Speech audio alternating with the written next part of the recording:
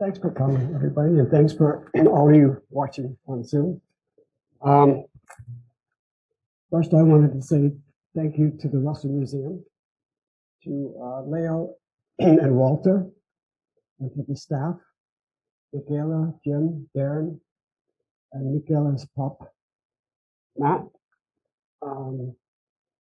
for their tireless and selfless work to keep this place going. The legacy of the Russells is still here with us. They will always be here with us and supporting us through their love and their generosity and their kindness and creativity. And so if you feel something special, the spirits, the energy, that's mostly what it is.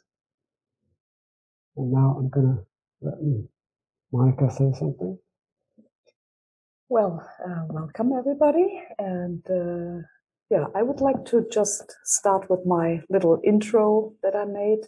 First, I want to also thank you for making this possible. And I come actually from Germany, but I never was taught in Germany about the American history, about the real founding fathers' history and why this nation was created and founded in the beginning.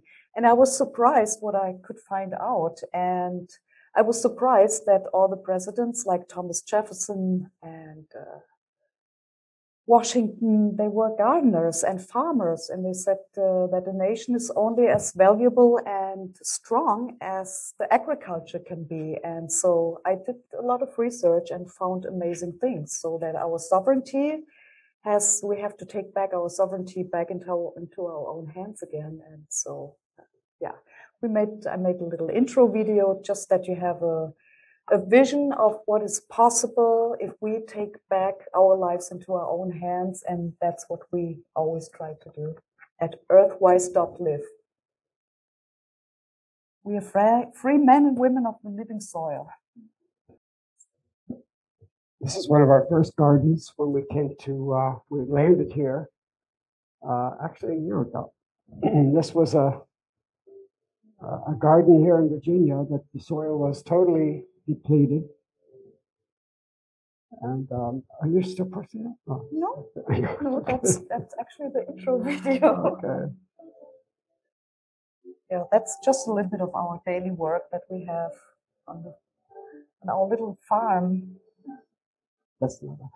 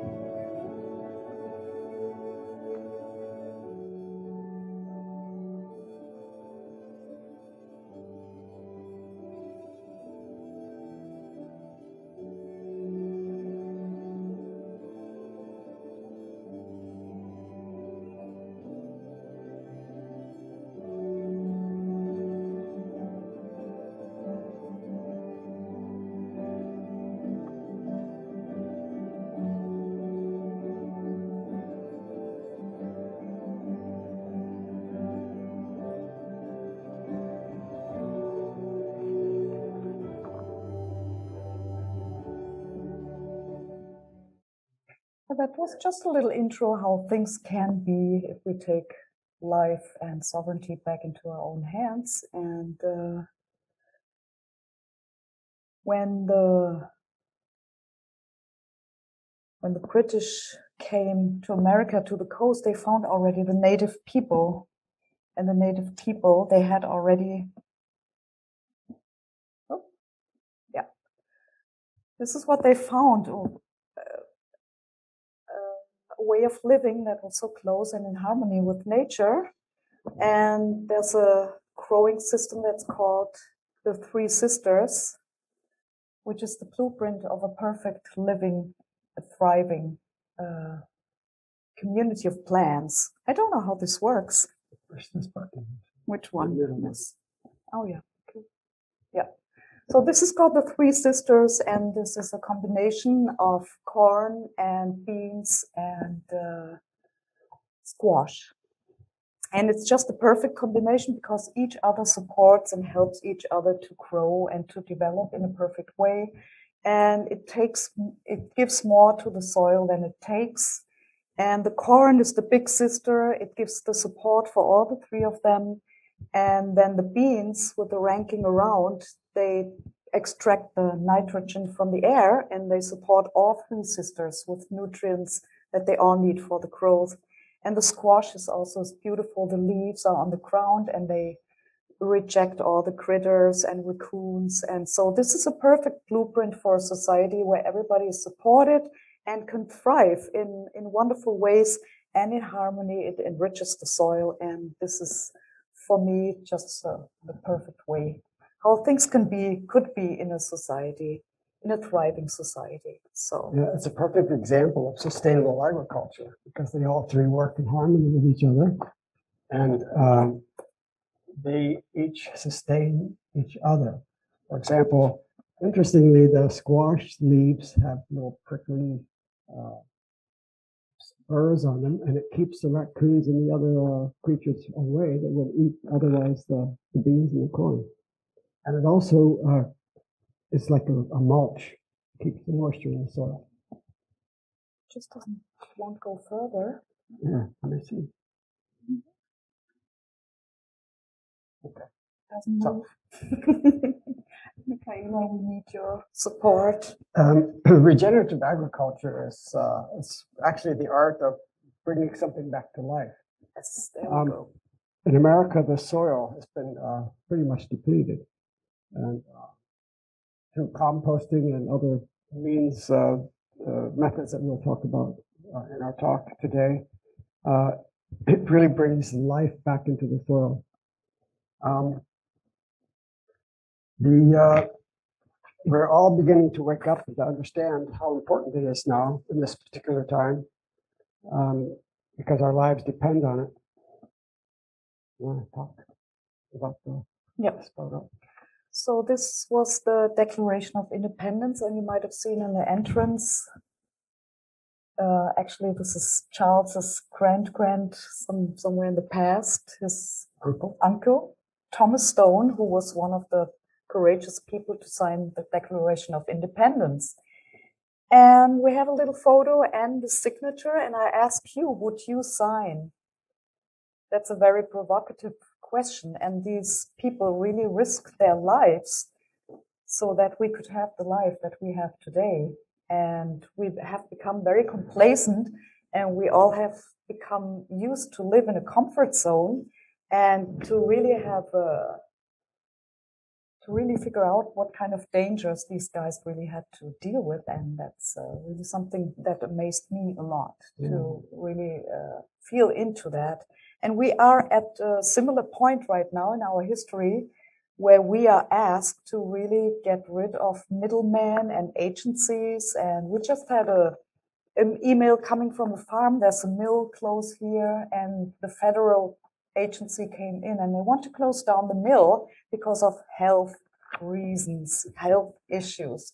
So we see all these bureaucratic chicaneries going on, and small farms are really getting more and more threatened or closed down or bought up by Bill Gates or whoever. And this is a development that we have to somehow stand against, and we have to find our way to have a thriving and agriculture again, and our independence and sovereignty is really hanging on that. So you can ask yourself the question, would you sign? Would you take the risk? Yeah, they had to meet in secret. They had to meet at night to hide from the British authorities and other spies. But they made it. They got it done. Yep. It somehow doesn't. So. This is another garden that we did when we first got here. This was all just dirt. I mean, really dirt, not soil. And we designed the walkways, and well, the blueberry bush was already there. But within a few months, Monika experimented with something called effective microorganisms, which she'll probably tell you about. Yep. And look at that. That was in It's only 6 weeks. We had kale from little plants, kale, lettuce, radishes, only in 6 to 7 weeks. Collard greens. And I use effective microorganisms, and we have that bokashi going. And it works with microbes, and it's amazing. It's just miraculous what is growing in a very fast time. So this is what we built up in a few weeks, and from there we supported other people to grow their own gardens. And yeah, that was really fun. This was our first harvest after only a few weeks from everything, and basil, everything. Oh. There's another Monika's herb garden for some well-to-do people who don't go outside very often. And they were so happy. And they're still using it too. Yep. I designed that little herb garden. Big tree. Yeah. And that was fun. Oh, it's an apple tree. Yep. An edible landscape. Yeah, this was our initiation into the area here. We worked at edible landscaping and packing and shipping through the Corona crisis. We were able to keep that all open and yeah, packing and shipping plants all over the country. And for me, that was a completely new experience to do it in that large scale. And I learned a lot from plants and how to reproduce from broken branches or, yeah, it's just, Crafting. Yeah, crafting, yeah. And we bought a house and 2 acres of land, and this is what we're doing right now. We try to get as much independent from any supermarkets, because it's just no fun anymore to walk in the supermarket with that feeling, oh, I'm not wearing a mask, and we just want to be self-sufficient as much as possible. So if you want to introduce that. The cold frame is, we actually, it's on the south-facing side of the house. And we have been eating lettuce and greens, arugula, and herbs all year, all through the winter, still eating every day. And it's pretty simple to build. I traded micro-concrete for that plastic. Otherwise, the lumber is just, used lumber. And the composting system is all used pallets from a friend of mine who has a business called Creation Appreciation. And he gave us those pallets. And we made that just all used materials. And there you'll see on the top, there's my coffee cup. And, and this is just leaves and grass, and everything else we just gathered around. And it's amazing, the soil. I wanted to bring everybody some soil today, but it was too wet, so homemade soil. That's Monika's herb garden. Yeah, we found amazingly rich soil, and it's pretty amazing because all in the neighborhood around, there's only a very heavy and clay soil. And in this area, in our land, this is really amazing, rich soil, a lot of worms in there. And that's what we want. That's what we need. So, fast. Fire pit. That's a fire pit that we built with the materials from around the area, from the little river. And that's also from pallets, that firewood storage. Yeah, we split the wood by hand, which I'd like to do.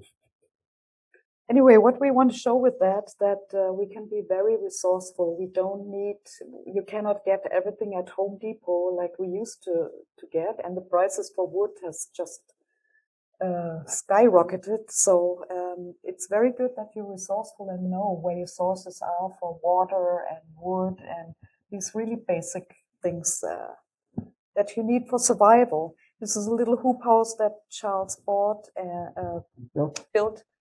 We have daily visitors, the deer. So far, they haven't really bothered anything. Yep. And this is an amazing.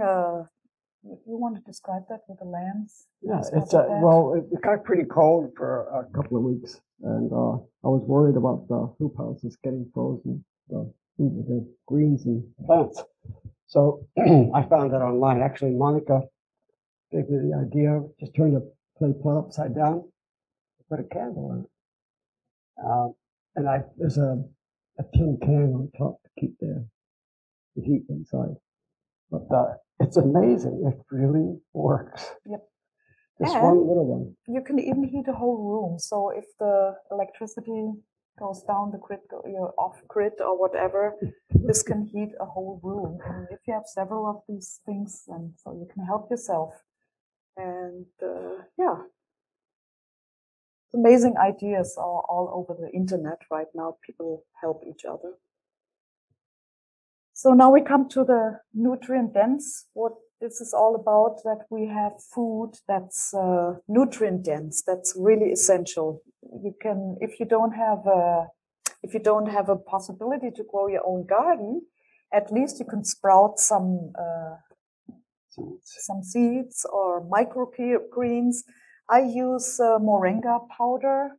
Moringa is a plant from Africa, and it's highly nutrient, and it strengthens the immune system, and you can bake very healthy natural cookies from that. And sprouts, bake something that's really nutrient dense and healthy, like with moringa or whatever. You can also use maca. Superfoods is very essential right now.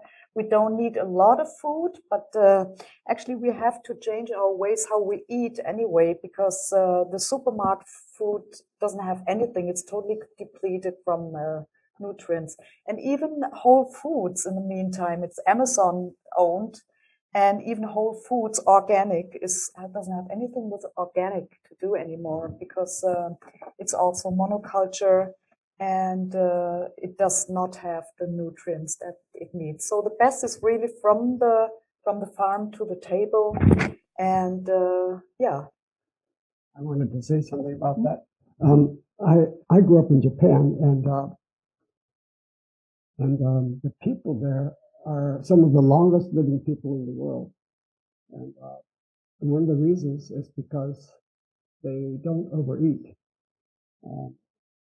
My experience was that they chose really good quality food, local, in season. That means they didn't have bananas shipped from Africa or South America or wherever. And they grew their own food mostly. And when Monika talks about nutrient dense, that's about food that really has nutrients from rich, healthy soil and is close to, from the source to the table as possible. And for example, some like superfoods, for example, like sprouted seeds, grains, and beans, avocados, fresh juices, brown rice, seaweed, whole grains. Those are actually considered superfoods, especially if they're organic. Did you want to talk? Oh, that's from a couple of days ago from our cold frame. So that's the kind of only from one little cold frame. That's my laptop up there. Lettuce all the time, and greens, and cilantro, and All right. Coming again.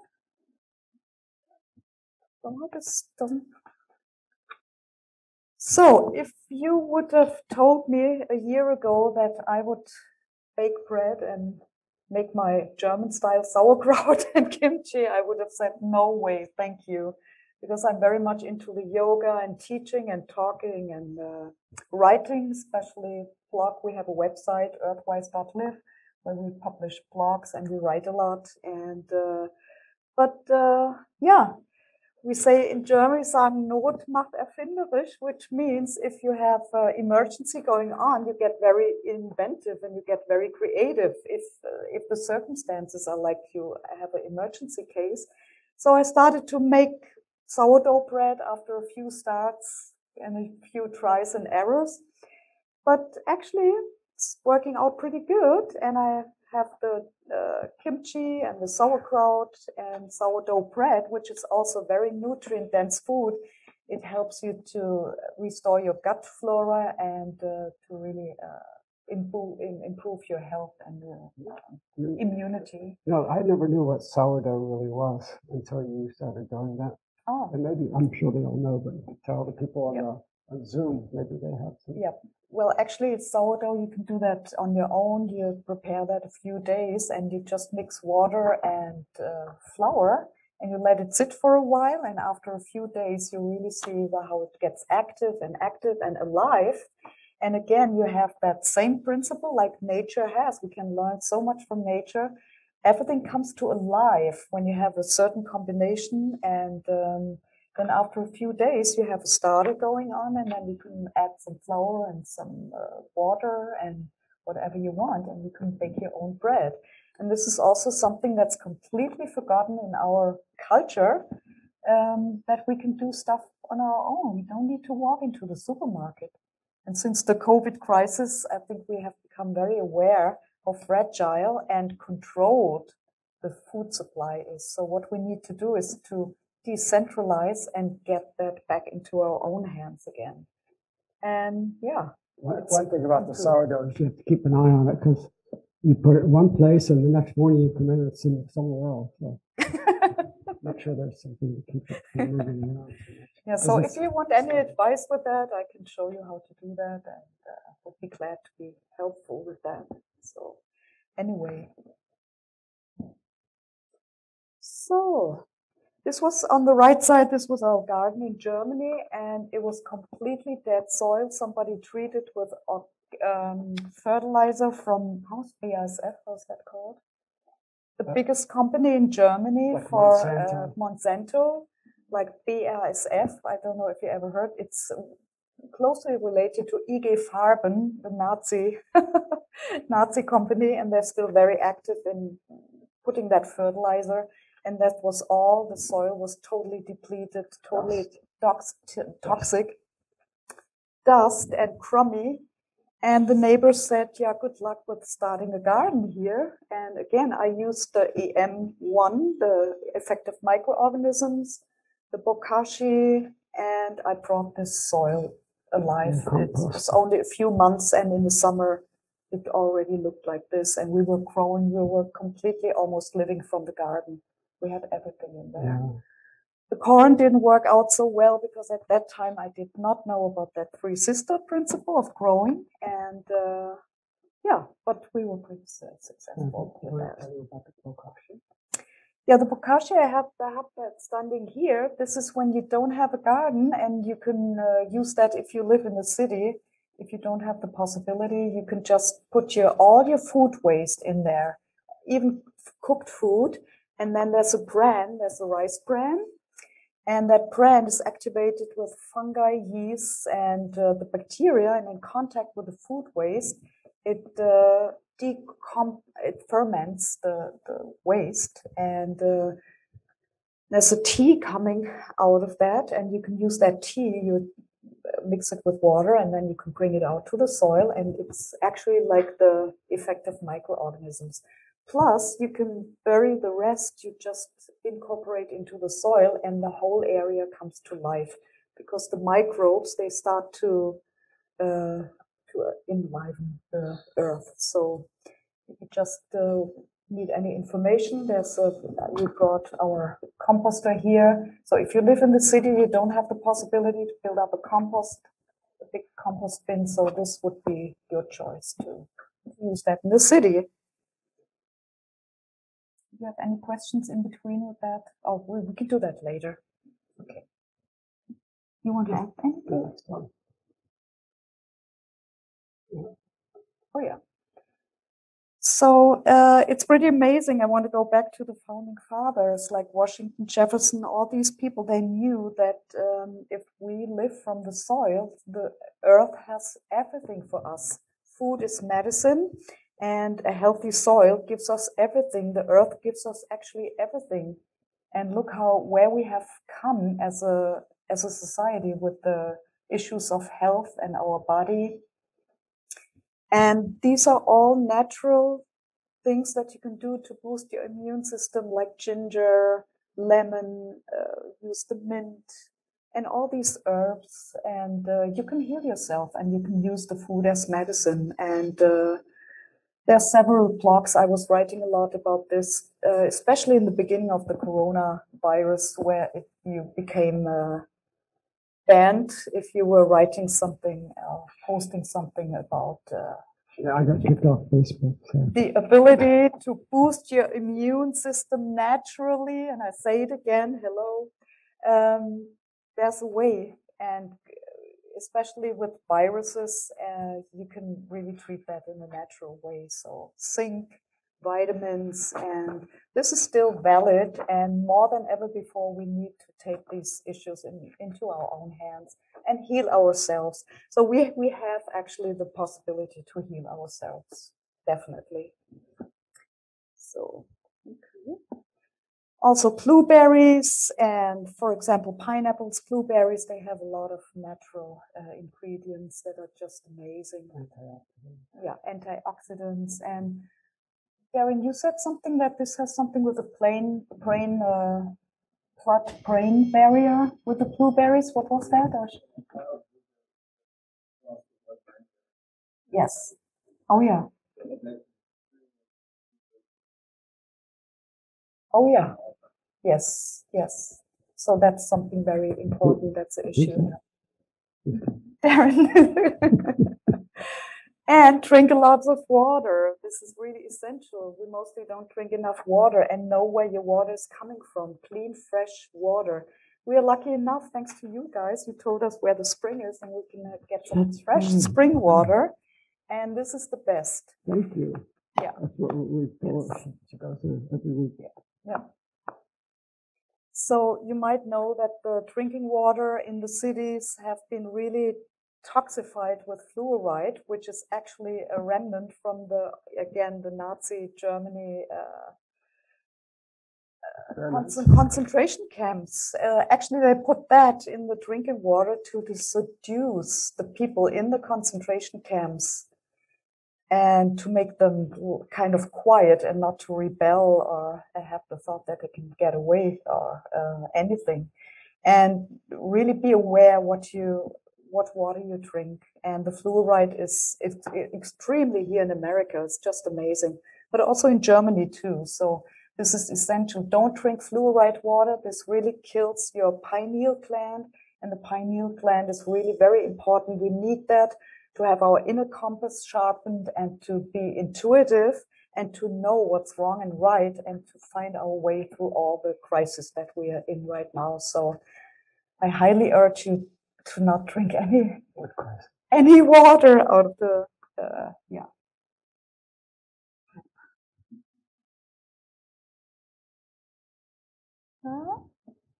Okay, so. Yeah.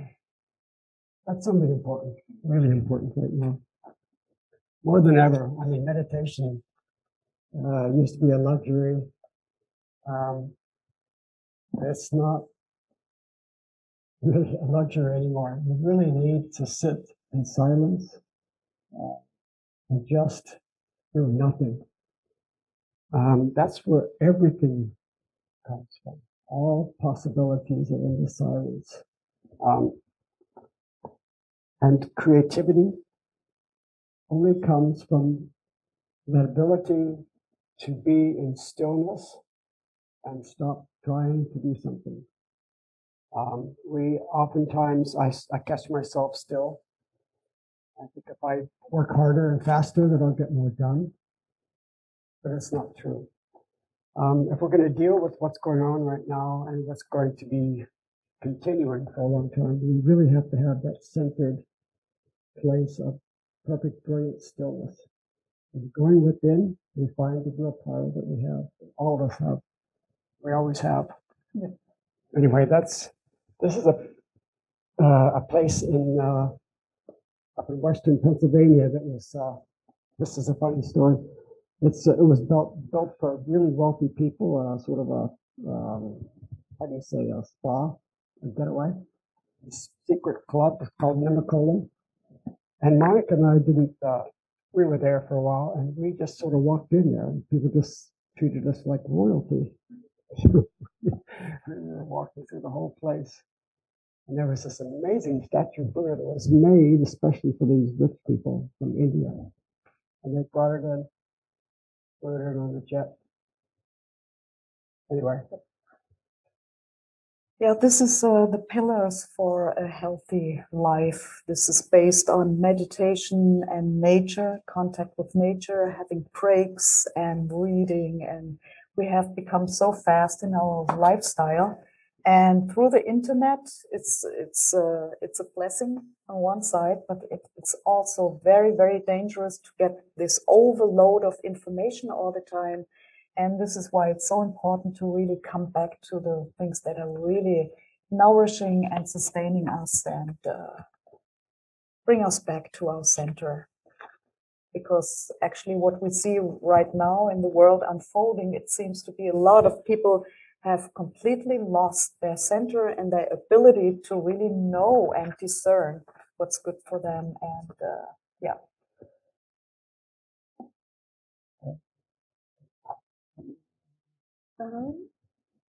Yep, that's actually, yeah, some chicken who were after my organic chocolate. And yeah, it's about freedom. It's about being happy and being lighthearted. And this is a time where we come from our head into the hearts. And what we need now is also a leadership that really comes from the heart and to come from a place of love. And it has to start with our relationship that we have to the nature, that we have to the Mother Earth, and yeah, to have that feeling of freedom and being really open and open for change also. And we have to step into the unknown right now. We just talked about this morning. It's not only going back to the land, but it's really stepping into the unknown and find a way. How can we live together? How can we support each other? And what kind of lifestyle can we develop so that we can live together and thrive? We had this amazing movie, the Thrive movie here a few weeks ago. And yeah, what we also need is really free energy, finally free energy, hopefully soon, that we get independent and free from all chicaneries that are going on, all the suppression. And yeah, people like Walter Russell and Tesla, they all had to suffer from this suppression. And really they had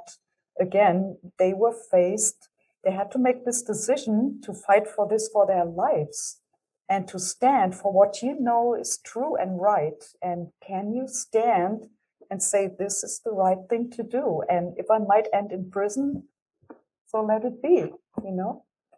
Hopefully this doesn't have to happen, and we have enough people to support this kind of new world that we all want to live in. And yeah. Now, there's some things that we can do which aren't so difficult.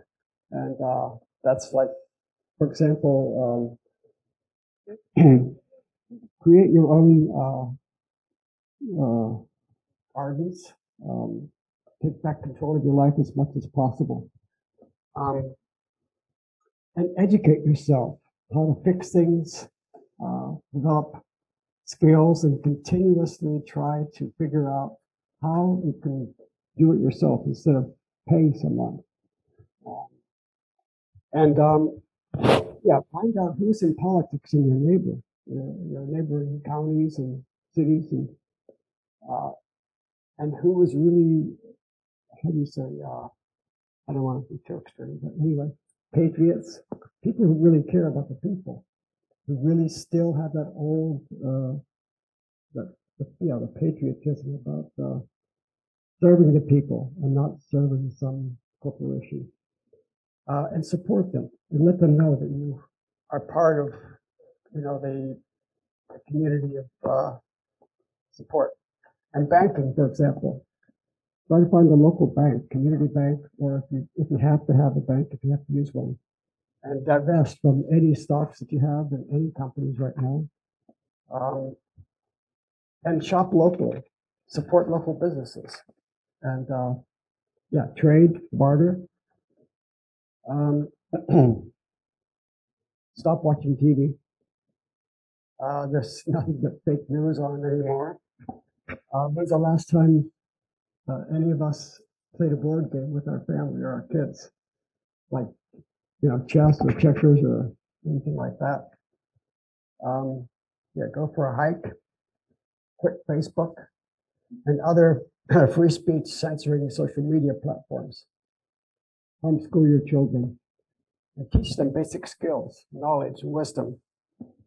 These are the kinds of things that are going to help us make it through and create the kind of community that we really want to live in. It's inevitable. This is going to happen. It's just a matter of us getting together and really all realizing that this needs to be done and we can do it and have fun. Anyway, find like-minded people and gather together and create the life that you want to have.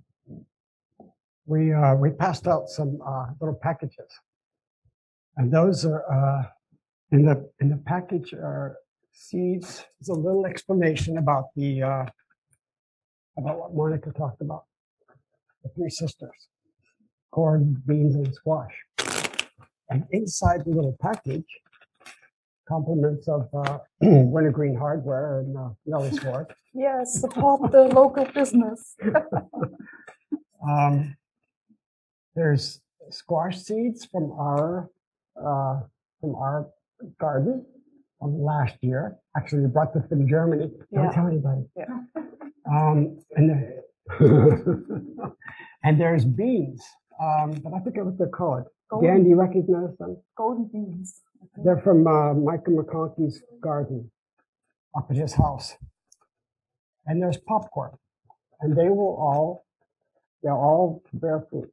We plant them. There's also a little, you know what that is in there, that paper folding? Yeah. Oh, yeah. It's an origami crane. And, this is one of my legacies. I grew up in Japan, lived there, grew up there. But ancient Japanese mythology says that a crane could live for 1,000 years. So what this crane represents to you, from us, is long life, long and prosperous life. Also, the crane, when you fold it into an origami, it represents prosperity and success. Yay. So keep this in a special place and see if anything changes for you. Okay. And I wanted to bring you all some soil that we made, but it was too wet, so I figured it might be nothing. And there was worms in it, so anyway, did you want to say something? Oh, this is one of the books we wrote. Yep. And anybody that wants to have a copy to take home with them, if you want to do a review, you can have a copy for free. I hate to say it, but one of the places that we sell the most books is on Amazon. Sorry. And also on our website. But go ahead and feel free to take a copy, and please write a review, okay? We have another book that's going to be out soon. It's called Healing Ourselves Naturally. And it's also a pretty cool book. And it was fun putting it together. So that'll be available in Apple Books. It'll be available in Nook from Barnes & Noble. And another place called Smashwords. And also Amazon. Did you want to say something? Yeah, it's a little book that's also, like we talked about all the time now, about a natural kind of way of living and just simple advice and tips how to do that. And common sense is something that's actually not so much present anymore. And so this is a book also about common sense and A lot of common about sense. simplicity in life. The more simple you can live, the more prosperous you are in the end. So that's basically about it.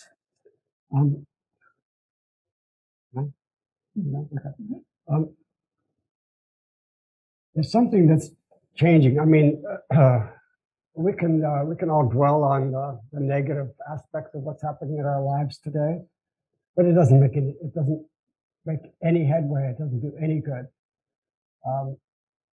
And I really believe with all my heart that we are going to have an Eden. We're going to have a paradise again. Not again. It's going to be completely different, like nothing we could have ever imagined. And I don't mean to sound airy fairy. It's just inevitable that this is going to happen. We have been pretty much under suppression for almost 2,000 years now. And almost like, yeah, I don't want to say slavery, but we have been bamboozled into thinking that this was what we were meant to be doing here on as humans on this planet. It's not. It's absolutely not. I particularly, personally, I envision a time where we all care about each other as much or more as we care about ourselves. Not just humans, but beings, planets, the earth, animals, especially animals. And I don't mind stepping on anybody's toes when I say this, but eating animals from factory farms, there's going to be a huge price to pay for anybody who does that knowingly, and those animals suffer. And that's, we're not going to get away with that. There's a lot more, but anyway, we can do this willingly. We can start changing little things in our lives now, just little things. Start taking control of our lives again. I don't say you have to become, a fruitarian or anything like that, but just start to think about your choices. The reason I'm saying this is because as human beings in our life, our compass is the quality of our blood. And the direction we choose in our lives is determined by our environment, our physical environment, our spiritual environment, and our mental environment. And the food that we put into our body, it creates a kind of magnetism, like, what we attract to us. And what do we want in our lives? What do we really want?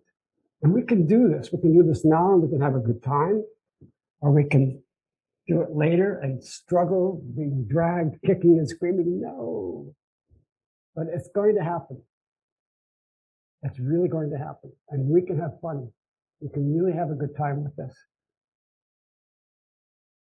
We all think we know what the meaning of the word love is. I always thought I knew what it was. I still really don't have a complete understanding. But love is basically beyond anything that you can think of from the ego. The ego has no concept what love is, really. Love comes from that place where you go into that silent space of meditation or just pure sitting, doing nothing. And in that place, you see, oh my God, everything's just perfect. And it really is. It really is. Everything is happening just the way it's supposed to. It's hard for us to think about that and to imagine it, but it's the truth. And when we come from that place of pure love, of wanting for you what I want for myself, or for any being on this planet, for any creature, and the earth itself, miracles will happen. We can manifest anything we want, anything. And it's really possible. And this is the kind of life that we all have to look forward to now. This is what we have been working for thousands of years now. And it's almost there. So don't give up hope. Don't think about what's going wrong. Think about what you want. What do you want? And that vibration, that frequency creates the energy that creates that community, that spirit of, yes, this is coming. And that's possible. It's really coming. And not good. That's all. No, that was really amazing. And this is why the Russell Museum and the University of Science and Philosophy is such a great place right now. And we were so grateful when we landed here a year ago. This was one of our first visits we had.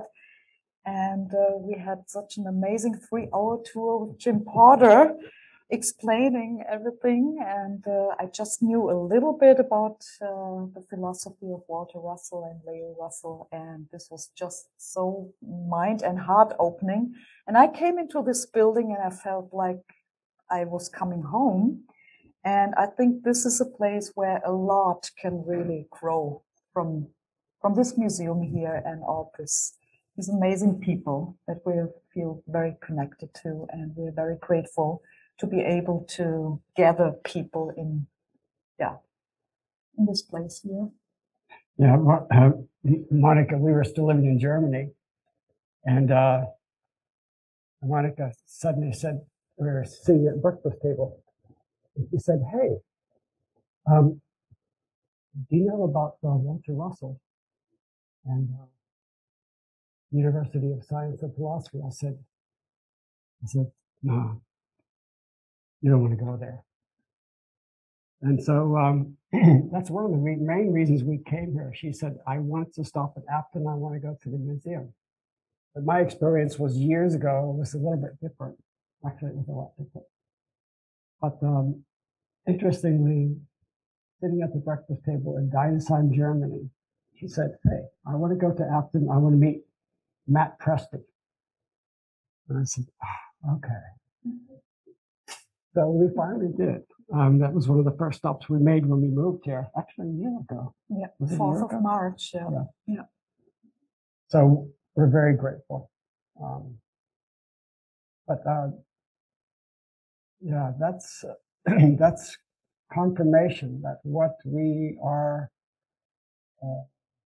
all doing, either consciously or unconsciously, is rooted in love, and that's what Leo and Walter were. That's what they were all about.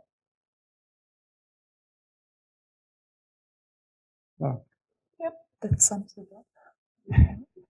We still have another hour.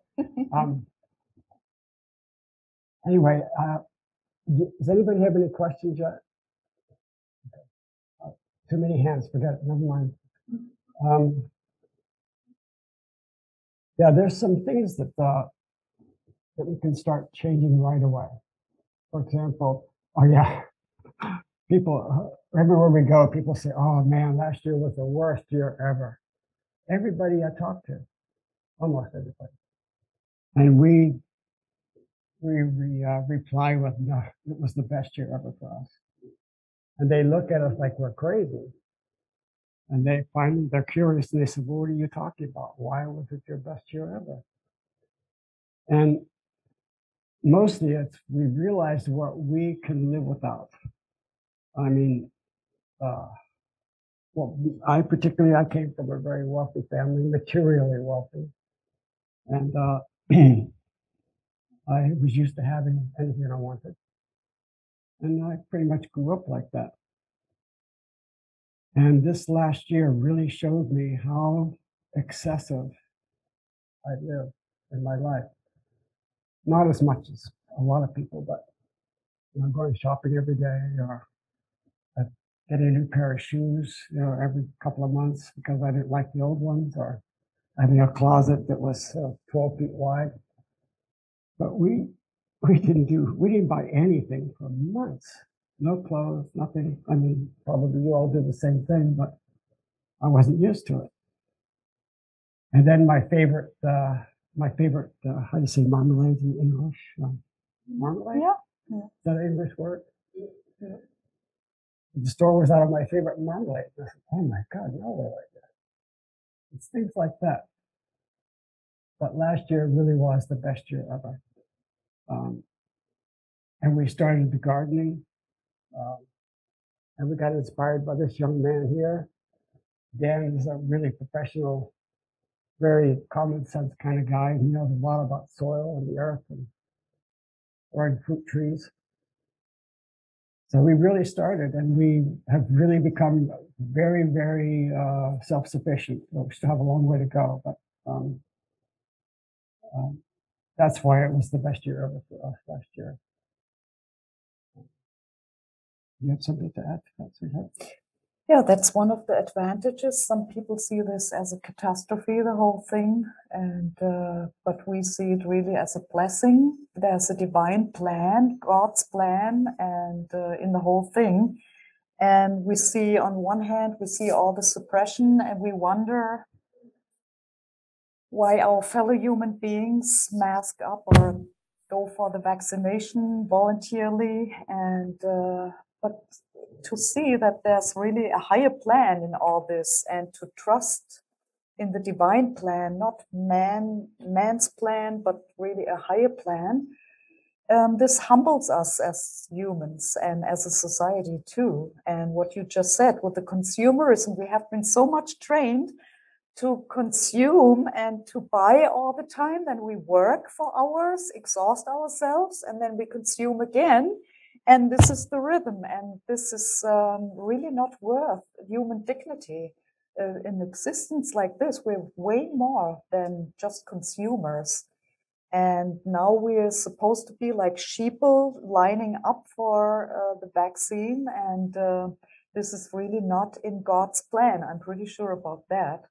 And I encourage every one of you to really connect with your own dignity as a human being. We are amazing, majestic human beings. And it hurts my heart sometimes to see my fellow human beings right now, but this also teaches us a lot about our own ability to have compassion and to see where everybody is. And there's a lot of fear right now. And if you lose that fear and finally take responsibility for your own life back into your own hands. And I think that's the most important thing right now. Get rid of the fear, face your fears, work it all through, and get strong from the inside so that nobody can manipulate. There's a lot going around like mind control and all these things. But if you are able to use the spiritual wisdom of the masters of all ages, you know that you are your own master. If you master your own mind, your thoughts, and your emotional state, nothing from the outside can ever manipulate you. And yoga and meditation is really designed to help you with this kind of spiritual process that we are all in right now. And actually, we're supposed to change dimensions from the 3D world into the 5th dimension. The whole planet changes its frequency so that we can rise into this higher dimension and live in love and in compassion and really in harmony with each other. And that takes a lot from us. So we have to go through a lot of letting go and change and be open. And it's quite a very challenging process at times, but it's worth. I'm pretty sure it's worth it. And, I can give you I can give you an idea of what a daily ritual for Monika and me. And it's something that took us time to develop. We start the morning with ice cold shower. When the weather's a little warmer, we go down around the corner, and there's a Rockfish River trail, and there's a beautiful swimming hole there. And you can't think about it. You just have to really jump in. You can't hesitate and say, oh, maybe it's cold. You just jump in. And if you don't have a heart attack, it feels so good. You just really wake up. And your skin actually tingles, your whole body tingles for hours. So that's how we start. Well, actually, we have a rough, like a body brush, and you just brush your skin until it's pink. I mean, if you don't do this at home already, just start out slowly, okay?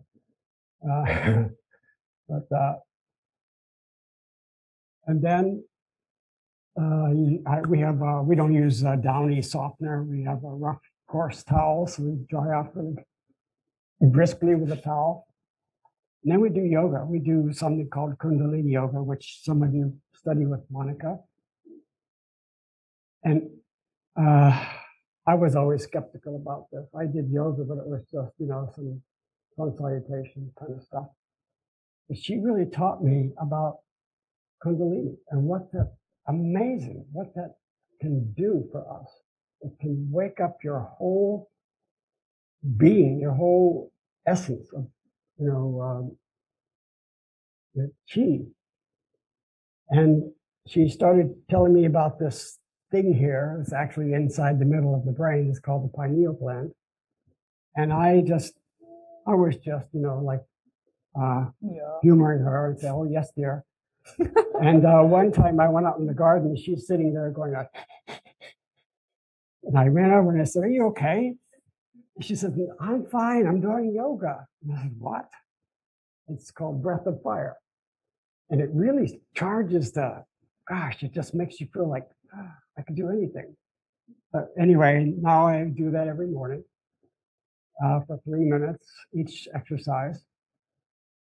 But one thing that's really cool is the pineal gland really is, even in the Bible it talks about it.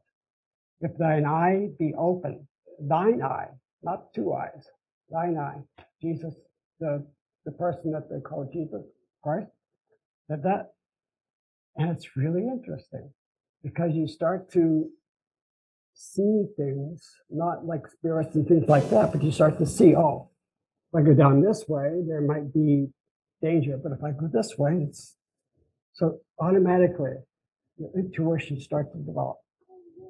And that energy comes from the base of the spine, it goes up your spine, and it charges this whole area here. And it really works.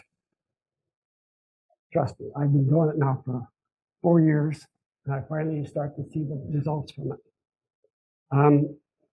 Anyway, I didn't mean to go too far on that, but we do the yoga about 45 minutes to an hour, and then we meditate.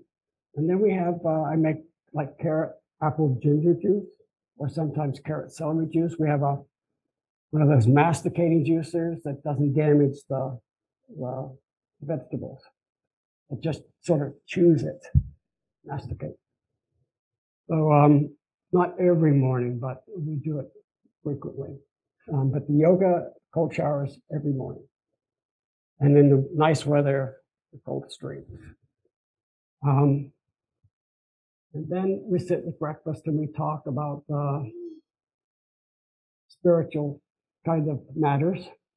We try we don't have a TV, we've never had a television. And we think about what we can do today to inspire other people. And how can we give more than we take today? It doesn't always work out that day, that way, but it often does. But those are some examples of how you can really start to create miracles in your life. What we call miracles, the average person calls a miracle, but it's just really, that's who we really are at our essence.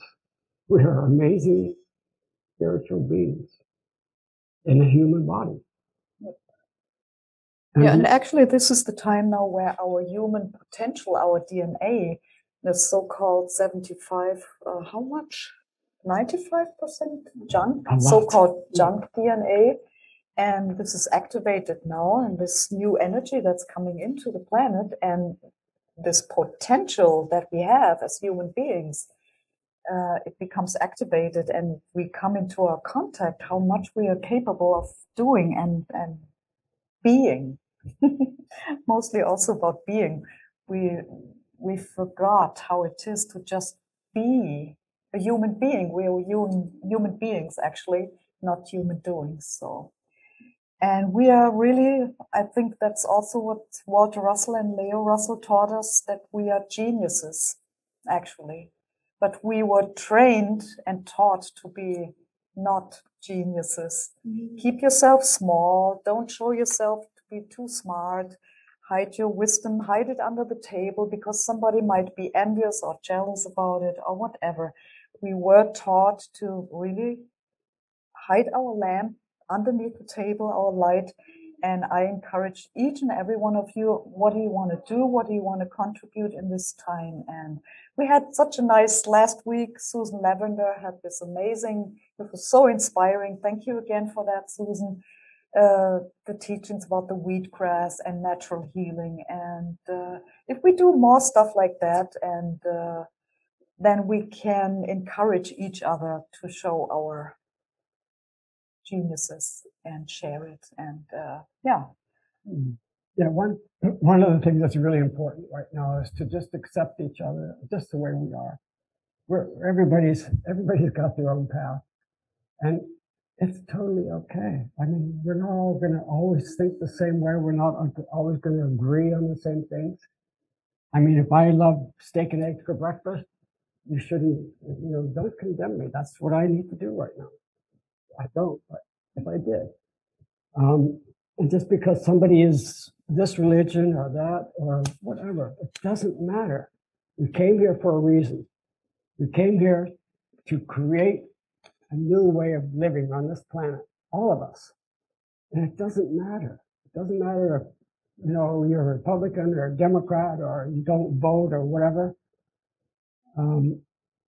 We have to accept each other just the way we are.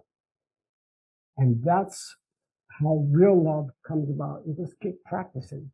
You stop judging, stop saying, oh, this person, and stop being a victim. Stop blaming somebody else that you don't feel good or that things didn't go the way you expected them to. This is the way that we can create a new way of living on this planet. It's, it's really not that difficult. And from my own experience, I see a lot of childhood trauma that many of us have never let go of. And when things come up, don't be afraid to look at it, no matter what. Don't be afraid, because the way through is by experiencing what you didn't experience, what you were afraid to, or what you were told, don't go there or whatever. Let it up, let it come out, and be with it, no matter what. If you have to fall to the floor in a puddle of tears, do it. And you will see, when you come out of that, the light will shine brighter and brighter. I think what's going on in the world today is founded in childhood trauma.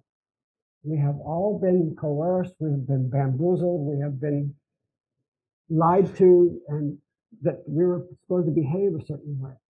It's not true. We're here as free beings. We're, what Monika said, human beings, not human doings. There are enough resources on this planet for every one of us, 7.5 billion people, to be millionaires, if you want to think about it in material terms, but to have enough, more than enough. Unfortunately, things are a little unbalanced right now. But this is where that word love comes in again. This unconditioned feeling, unconditioned, doesn't matter. Doesn't matter who you are, what you did, or what you do. That love has to be there, and it comes naturally. First of all, letting go of whatever you think it is that's not serving you anymore, what's not nourishing you, and what's stopping you from really letting that magnificence out and being free, liberated. And we can do it. And we are going to do it. There are right now in this time in history, there are people that are going towards the light, and there's people going away from the light. And it's totally okay. That's everybody's destiny. Everybody has a particular path right now. And we have to respect that. We really do. And no more judging, no more victims, and no more blaming. Let's treat each other as why we're supposed to be here. We're a family, all of us. The last thing I'm going to say is, yeah, that just reminds me, I'm very much with the Native Americans. That's very dear to my heart. There's in Sedona, Arizona, there's the Prophecy Rock. You might know that picture. And they carved that into stone, this path of humanity, that they have a choice now to walk the path with the Creator, or if they go the down path. And actually, it feels like a split of humanity right now living on the planet, and some go for the artificial intelligence, they go down and towards not living and wanting to be not responsible and doing what they're told. And the other ones, they go towards the light and the living. And it's each and everyone's choice. And I found it pretty amazing that all these ancient folks, they knew what would come, the end of time. That's why we are. Thank God, I would say. The end of the time and the end of suppression and slavery. And yeah, now's the time where we can hopefully all pull away our masks. Masks means persona, which is pretty interesting. This is a persona, a mask that you show. And in the book of Revelation, this is the time where we get the masks off our faces. This is the unraveling, that's the reckoning, and this is where we are. And it all starts with our connection that we have to our wonderful planet Earth and our mother. Yeah.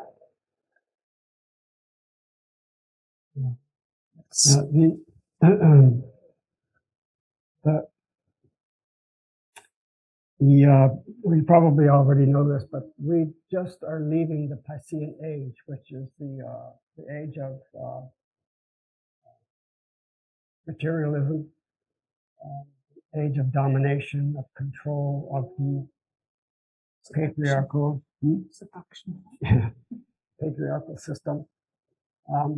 And we're entering, we have already started, I mean, but it's going to take some time, so be patient. What's known as the Aquarian age, which is the age of light, returning to heart energy. We have been in, thinking, ego, for almost 2,000 years now, maybe more than 2,000 years. But we just have to have faith. We have to trust that it's coming, and yeah, and just keep one foot after the other. I just thought of something. I felt like part of my talk was like a Jehovah's Witness, but I thought of a joke. What happens when a Rasta comes up and knocks on your door and he's a Jehovah's Witness? He forgets why he's knocking on your door.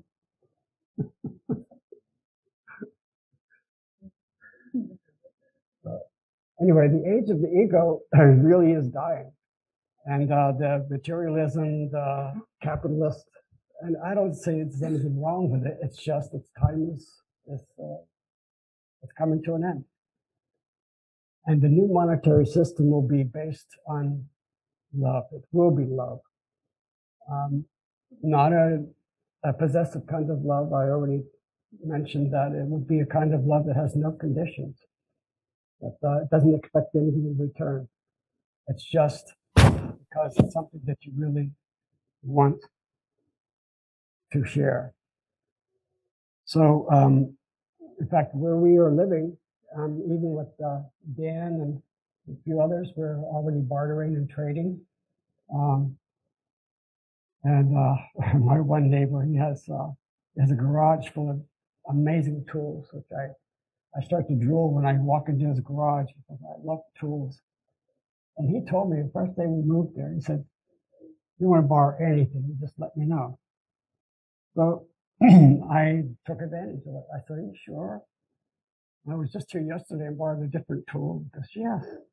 So now I'm painting his house and helping him with some different things. And there's no money exchange, but we're both happy.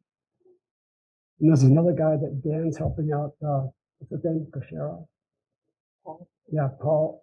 Yeah, we've been trading, bartering, and everybody feels like they're getting the best deal, which is so cool. I feel like I'm getting a great deal, and he feels like he's getting a great deal. So anyway, that's the new economy. I see that happening.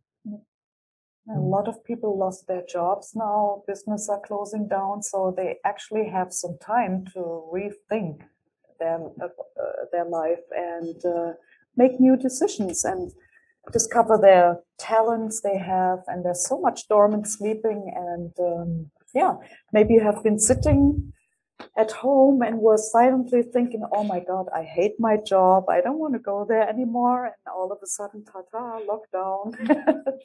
And so you finally have the chance to really create your life and to rethink and replan your life and discover your talents, what you want to offer.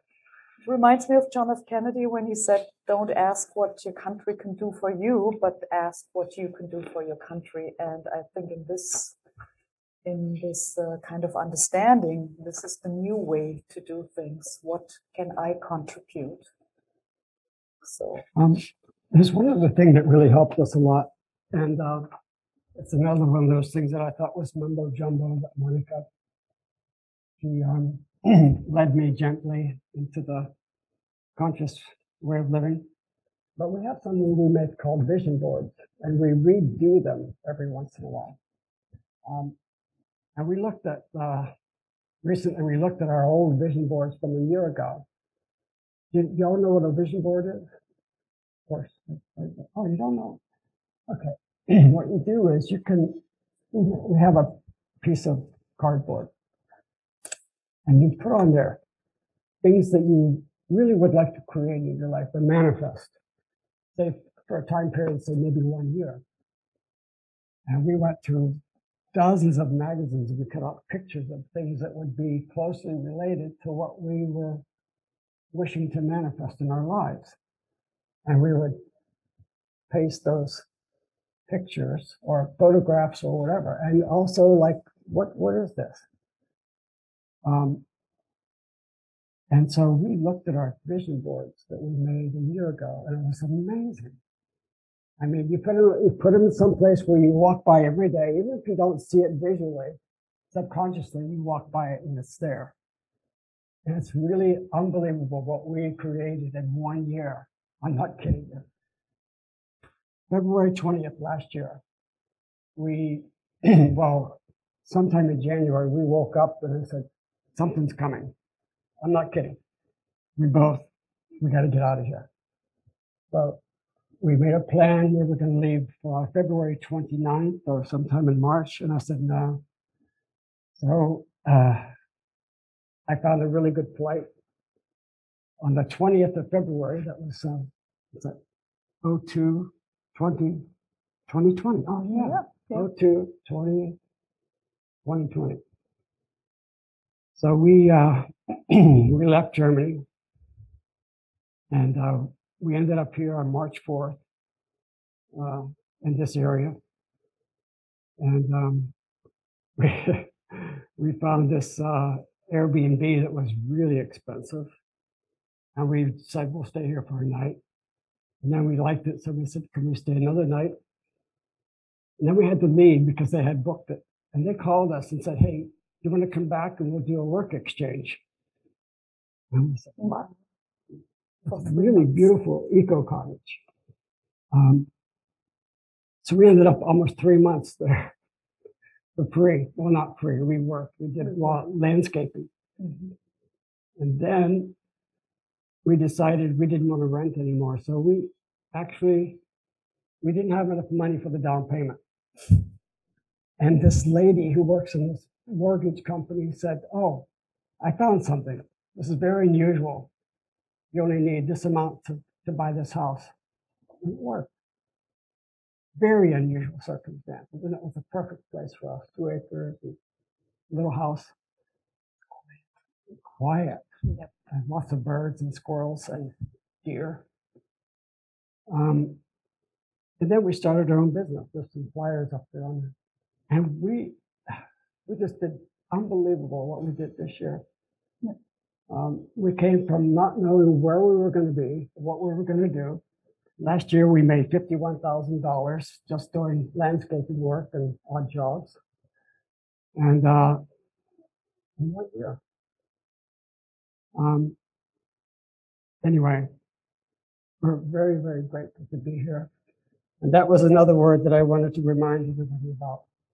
If you wake up in the morning and you say, thank you for my life, thank you for everything that I have, thank you for the abundance, it's really amazing what happens. And there's something that I never understood from the Bible. I'm not religious, or I'm not a Christian or anything like that, but I just love some of those, how do you say, the parables. But Jesus said, for those who have, more will be given. And for those who have not, even what they have will be taken away. I never understood that. But finally I understand. For those who have, if you have even just something simple and you're grateful for it, that's what he meant. That you have that gratitude, that genuine, heartfelt gratitude. Always more abundance comes towards you. But if you have a mansion, 3 cars in the garage and so forth, and you just still want more, even what you have, it may not happen right away, but even what you have will be taken from you. And that's the secret of gratitude. And abundance doesn't mean having, $1 million in the bank. Abundance means having a rich life, of good health, a family that care about each other. It doesn't have to be blood family, but people who work together and live together for a common goal.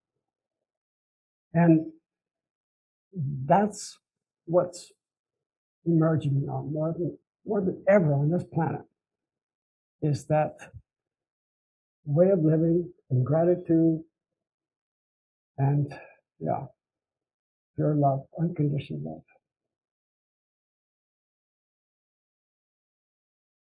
Yeah, she's been my best teacher. Thanks for your interest and thanks for coming, and very much appreciated. Thank you.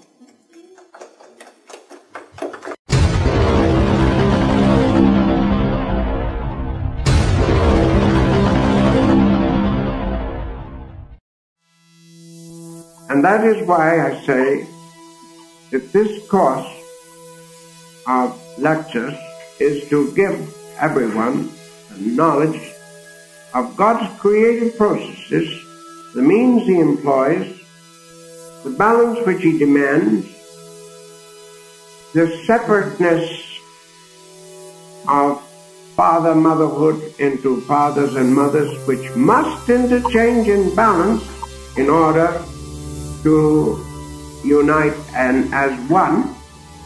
And that applies to every corpuscle of the body as well as it applies to every individual entity as a whole.